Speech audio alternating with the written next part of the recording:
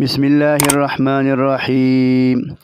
عن ابن مسعود عن النبي صلى الله عليه وسلم قال لا تزول قدم ابن آدم يوم القيامة حتى يسأل عن 5: عن عمره فيما أفناه، وعن شبابه فيما أبلاه، وعن ماله من أين اكتسبه، وفيما أنفقه، وماذا عمل فيما علم،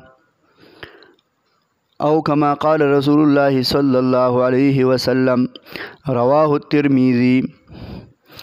ابن مسعود رضی اللہ تعالیٰ عنہ نے روایت تے جناب رسول اللہ صلی اللہ علیہ وسلم مبارک فرمائی چې په ورځ د قیامت به د انسان قدمونه د خپل ځای نه نه اوچتېږي تر هغه وخته پورې چې الله جل جلاله ته د 5 سوالونو تپوس ونکي. نمبر 1: عن عمره فيما افناه، عمر مې دله درکړی دا د پسه کې ختم کو. وعن شبابه فيما ابلاه، ځواني مې درکړی وه دا د پسه کې زړه کړه.